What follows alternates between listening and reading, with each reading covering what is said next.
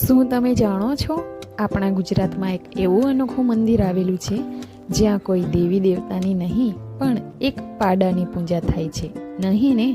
તો ચાલો આજે હું તમને એવા જ એક ધામ પર લઈને આવી ગઈ છું જેને સત્તાધાર ધામ તરીકે ઓળખવામાં આવે છે અને અહીં પાડા પીરની સમાધિ આવેલી છે। કહેવાય છે કે જ્યારે અહીં આરતી કરવામાં આવતી ત્યારે આ પાડો આરતીના સમયે આવીને આરતીમાં બેસતો, જેથી શ્યામજી બાપુને આ પાડો અતિશય વહાલો હતો। શ્યામજી બાપુના અવસાન બાદ આ પાડો કોઈ રીતે મુંબઈના કતલખાનામાં પહોંચી ગયો હતો। જ્યારે કતલખાનામાં પાડા પર કરવત મુકાઈ ત્યારે આ પાડાને કશું નહીં થયું, પણ કરવતના 2 કટકા થઈ ગયા। એવી જ રીતે 3 કરવતના કટકા થઈ ગયા। એવો ચમત્કાર જોઈને કતલખાનાના માલિકને પોતાની ભૂલ સમજાઈ અને પાડાને પાછો મૂકી ગયા। તે સમયે અખબારોમાં પણ આ ઘટનાની નોંધ લેવાઈ હતી।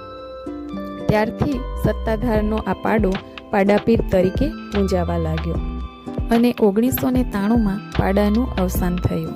ત્યારે સત્તાધારના પરિસરમાં તેની સમાધિ બનાવવામાં આવી। જો તમે પણ હવે સત્તાધાર ધામે જાઓ તો આ પાડાપીરના સમાધિના દર્શન જરૂરથી કરજો। તો મિત્રો, આજનો આ વિડીયો તમને કેવો લાગ્યો? જો તમને વિડીયો ગમ્યો હોય તો અમારા વિડીયોને લાઈક કરી દેજો, શેર કરી દેજો અને હા, અમારા યુટ્યુબ ચેનલને સબસ્ક્રાઈબ કરી દેજો।